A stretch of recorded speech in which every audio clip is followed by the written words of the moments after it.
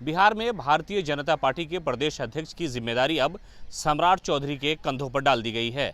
इससे पहले संजय जायसवाल लगातार बिहार बीजेपी प्रदेश अध्यक्ष की कमान संभाल रहे थे, लेकिन इस दौरान जो उपचुनाव हुए और अमित शाह का दौरा बिहार में हुआ, उसकी वजह से ये जो चुनाव होना था वो नहीं हो रहा था। लेकिन आज केंद्र से इस बात की घोषणा कर दी गई। भारतीय जनता पार्टी के जो राष्ट्रीय अध्यक्ष हैं जेपी नड्डा, उन्होंने ऐलान कर दिया है कि अब सम्राट चौधरी बिहार में बीजेपी के प्रदेश अध्यक्ष होंगे।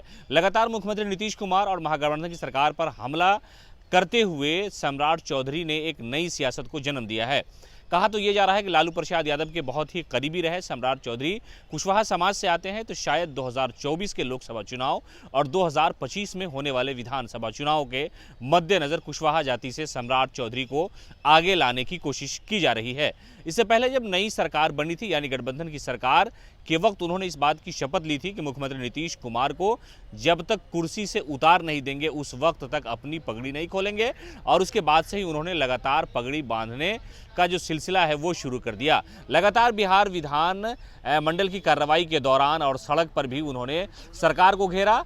जब नई सरकार बनी उसके बाद नेता विपक्ष के तौर पर बिहार विधान परिषद में सम्राट चौधरी को जिम्मेदारी दी गई। उस जिम्मेदारी को उन्होंने इतना निभाया और जो केंद्रीय नेतृत्व है उन्हें इतना पसंद आया कि उन्हें संजय जायसवाल की जगह पर लाकर के खड़ा कर दिया गया है और अब उन्हें प्रदेश अध्यक्ष की जिम्मेदारी सौंप दी गई है। तो कुल मिलाकर के सियासी तौर पर एक बड़ा उलटफेर जो है भारतीय जनता पार्टी की तरफ से किया गया है कि संजय जायसवाल की जगह अब सम्राट चौधरी लेंगे।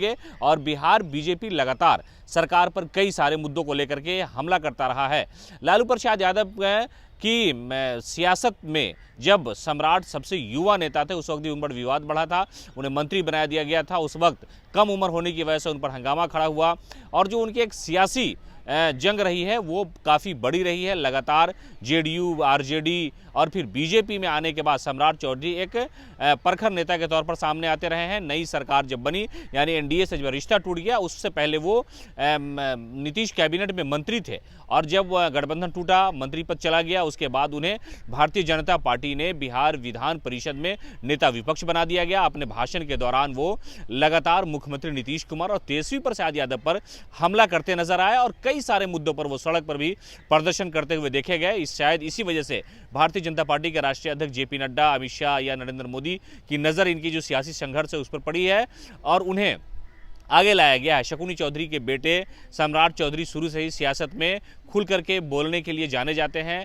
लालू यादव के करीबी रहे, फिर उसके बाद जनता दल यूनाइटेड में चले गए, जनता दल यूनाइटेड में भी मंत्री रहे, जीतन राम मांझी की कैबिनेट में भी मंत्री रहे।